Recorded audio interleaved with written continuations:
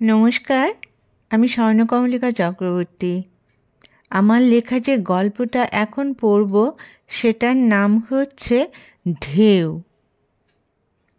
মনে হচ্ছে সামনে উত্তাল নদী, একটার পর একটা ঢেউ তৈরি হচ্ছে। ভয়ঙ্কর সেই ঢেউ, এবং ওই পার যেতে হলে ঝাঁপ দিতেই হবে। কিন্তু ঝাঁপ যদি সঠিক না হয় তবে কি হতে পারে? আর চিন্তা করার দরকার নেই। বোঝা গেল নদীতে আর নামা হবে না। নামা না হলে ওপারে কি আছে আর দেখা হবে না।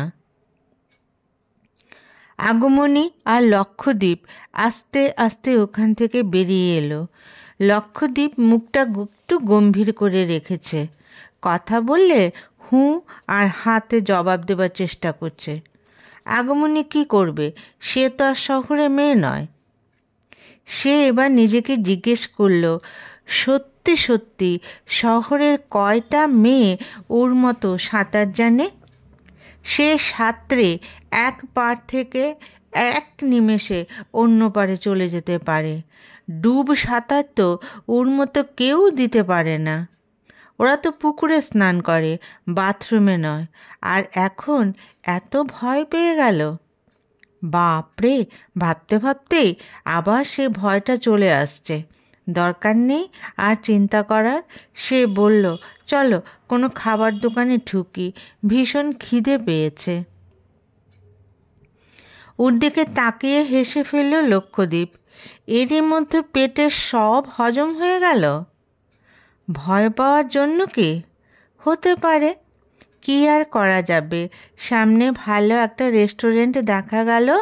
ওরা দুজন ঢুকতে গেল। দারোয়ান বেশ মিষ্টি স্বরে বলল, ভেতরে কোনো টেবিল খালি নেই, সামনে সিটের জন্য টিকিট কেটে নিন, ঘণ্টাখানেকের মধ্যে পেয়ে যাবেন। আপনাদের আগে আরও 7 জন লাইনে আছে। আগমনী বলল, এতক্ষণ অপেক্ষা করতে পারবো না, চলো অন্য কোথাও যাই। খাবো, তার জন্য 1 ঘন্টা বসে থাকতে হবে। সত্যি, এরা কি কেউ বাড়ি ঘরে রান্না করে না? ওরা না হয় গ্রাম থেকে এসেছে। সবাই কি গ্রাম থেকে আগত?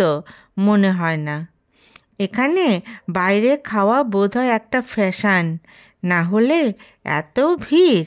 দরকার নেই, একটু হাঁটলে সামনে ধাবা পাওয়া যাবে, সেখানে গিয়ে আরাম করে খাওয়া যাবে। ওরা দুজন রাস্তা দিয়ে হাঁটতে লাগলো। আগমনী সেই কবে ছোটবেলায় মা বাবার সঙ্গে এই এত দূরে শহরে এসেছিল মনে নেই। তারপর আর আসা হয়নি। ওর বন্ধুরা বলতো, কিরে তুই বেড়াতে চাস না? সে বলল, নিজের বাড়ি, গ্রাম, এসবের মধ্যে যে সৌন্দর্য, সেটাই আমাকে বেশি আকর্ষণ করে। তাই দূর আমার ভালো লাগে না। বন্ধুরা প্রায়ই বেড়াতে যেত এবং এসে বলতো, জানিস এই দেখেছি সেই দেখেছি, এই নতুন জিনিসটা এর আগে দেখিনি, তোর দেখলে তোরও ভালো লাগবে, ইত্যাদি ইত্যাদি। সে শুনতো আর ভাবতো, সত্যি কত সুন্দর জিনিস আবিষ্কৃত হচ্ছে, কিন্তু সে যেখানে আছে সেখানেই সে ভালো আছে। যে যেখানে থাকে সেখানে তখনই ভালো থাকে যদি ভালো থাকার কারণ থাকে। এবং আগমনী সব কিছু যে এই গ্রামকে ঘিরে। সে প্রকৃতিপ্রেমী নয়, কিন্তু প্রকৃতিকে ঘিরেই ওর বেড়ে ওঠা, তাই প্রকৃতি ওর আষ্টে পৃষ্ঠে জড়িয়ে আছে। কিন্তু প্রেম হচ্ছে লক্ষদ্বীপের সঙ্গে। একই ক্লাসে ছোটবেলা থেকে পড়ছে। ছোটবেলা দুজন খুব মারামারি করত। মা বাবারা বলতো বড় হয়ে যেন দুজন দুদিকে চলে যায়, কিন্তু বাস্তব হয়েছে উল্টো। এখনও দুজনে মারামারি করে, তবে সেটা প্রেম মিশ্রিত। কি করে যে প্রেম হয়েছে ওরা দুজন বলতে পারবে না। মা বাবারা অবধি অবাক হয়ে যায়, বলে যে ছোটবেলা আর শেষবেলার মধ্যে মিল খুঁজে পাওয়া যায়। এখন হয়তো প্রেম হয়েছে, পরে যদি সেটা আবার ছোটবেলার মতো হয়ে যায়। ওরা বলে হলে হবে, এত ভবিষ্যতের কথা চিন্তা করে কী লাভ। এখন কি হয় মনের অনুভূতি সেটা তো আর মা বাবাকে বলা যাবে না। তবে দুজন যে দুজনকে ছেড়ে থাকতে খুব কষ্ট হয়। আগমনী অপেক্ষা করছে ওর একটা চাকরির জন্য। যদি শহরে চাকরি হয় তবে নিজের গ্রাম ছেড়ে শহরে গিয়ে বাস করতে হবে। আর যদি কাছাকাছি কোথাও চাকরি হয়ে যায় তবে তো কেল্লা ফতে। সত্যিই আগমনের কেল্লাফতে হলো। লক্ষদ্বীপ যে গ্রামেই চাকরি পেয়ে গেল। আহ, কি আরাম, কি শান্তি! আর বাড়ি ছেড়ে দূরে যেতে হবে না। সে নিজের গ্রামকে এত ভালোবাসে যে ওর মনে হয় গ্রাম প্রেমী বলে যদি কোনো পুরস্কার দেওয়া হয় তবে সেটা সেই পাবে। গ্রামের মাঠে কত খেলাতে কত পুরস্কার দেওয়া হয়, এই পুরস্কার আজ অবধি কেউ ঘোষণা করল না। যাক, আর পুরস্কারের দরকার নেই, এখন বিয়ের প্রস্তুতি নেওয়া যায়। দুই বাড়ির সবাই জানে, অতএব কোনো সমস্যা নেই। গ্রামের লোক পেট ভরে বিয়ে আর বৌভাতের খাবার খেলো। চলো আমরা কিছুদিনের জন্য বাইরে ঘুরে আসি। নবদম্পতি হানিমুনে যায়, আমরা মধুচন্দ্রিমায় যাব। ওর কথা শুনে হেসে উঠল আগমনী। বলল, জানো তো, বোকারাই বিয়ের পরে হানিমুনে যায়, চালাকরা যায় 3-4 বছর পর। প্রথম 1-2 বছর ঘরের বারান্দা থেকে যে চাঁদ দেখা যাবে সেটাই মধুর মতো লাগবে। অতএব আগমনী মধুর চাঁদ দেখতে ঘুরতে গেল না। দিব্যি নূতন বধূ শ্বশুরবাড়ির সঙ্গে দিন কাটাতে লাগলো। সবাই পরিচিত, একই গ্রাম, কাজেই কোনো টেনশন নেই।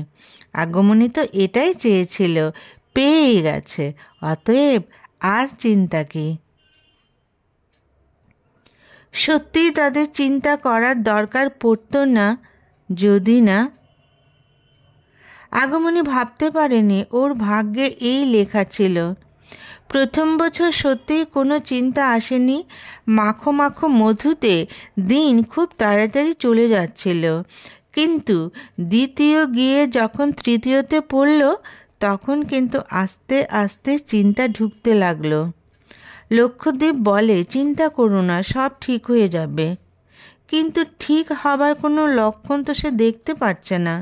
সে ভিতরে ভিতরে অস্থির হয়ে উঠল। আস্তে আস্তে এমন শুরু হলো যে সে বাইরে যাওয়া প্রায় বন্ধ করে দিল। আত্মীয় স্বজন যারাই বেড়াতে আসে, এক প্রশ্ন, কি উত্তর দেবে ভেবে পায় না সে। লক্ষদ্বীপ ওকে বোঝায়, কিন্তু বোঝা কি এতই সোজা? আগমনী কি করবে ভেবে পায় না। উপদেশের বন্যা বইছে ওর উপর।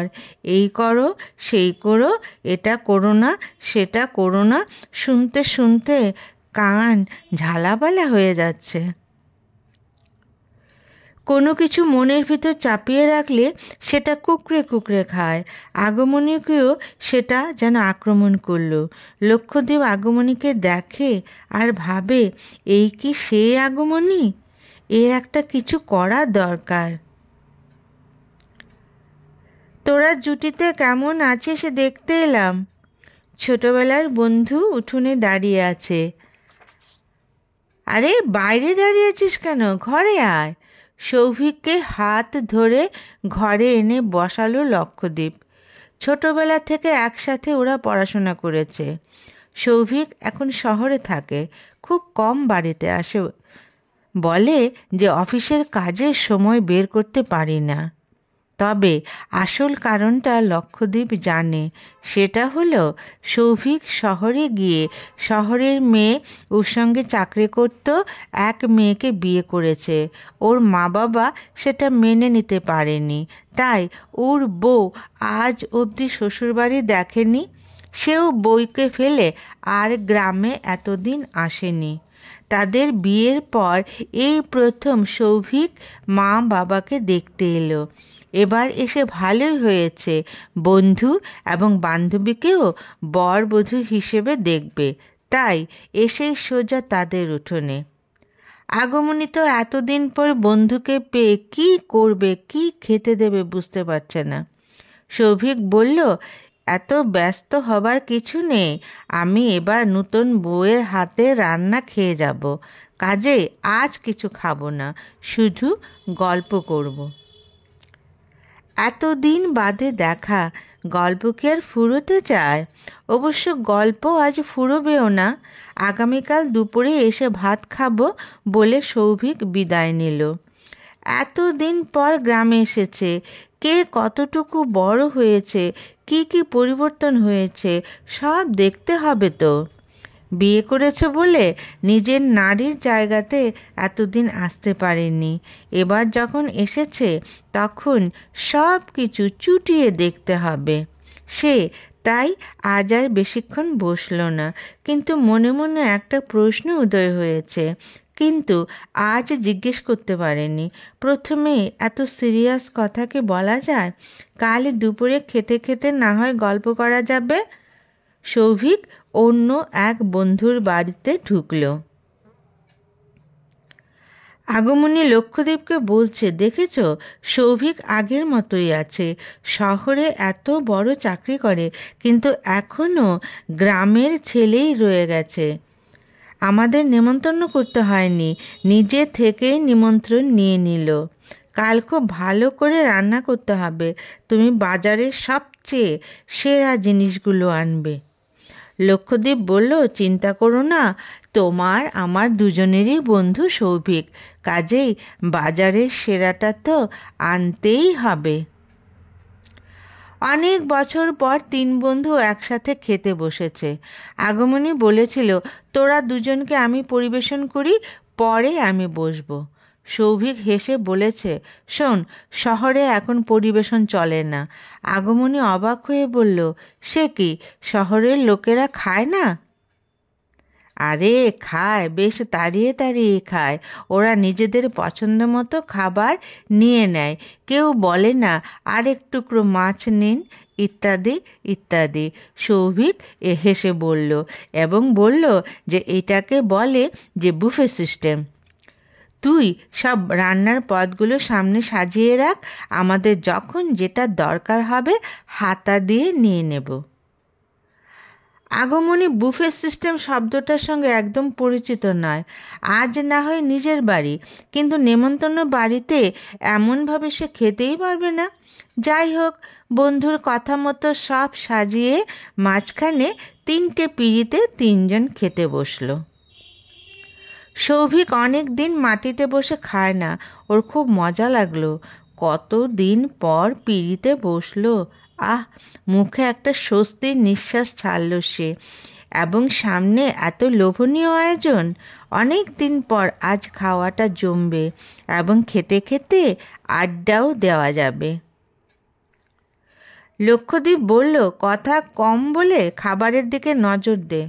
সৌভিক বলল, আমার দুদিকেই সমান দৃষ্টি, চিন্তা করিস না, বান্ধবী কাম বন্ধুপত্নী এত কষ্টে এত পদ রান্না করেছে, সব খাবো, সঙ্গে গল্পও করব। তবে একটা কথা। আগমনী বলল, জানি তুই কি জিজ্ঞেস করবি, আমরা পরাজিত, কত নিয়মকানুন কত কি পালন করলুম, কিন্তু কোনো ফল হলো না রে। এই, তোরা ভালো ডাক্তার দেখিয়েছিস? সৌভিক বলল। বন্ধুকে লক্ষ্যদীপ বলল, এখানকার ডাক্তার দেখিয়েছি, শহরে আজকাল অনেক ভালো ভালো নার্সিং হোম রয়েছে এবং রয়েছে উন্নত মানের চিকিৎসা ব্যবস্থা। তোরা আর দেরি করিস না, আমার সঙ্গেই শহরে চল, আমি তোদের সব ব্যবস্থা করে দেব, দেখবি ফল অবশ্যই পাবি।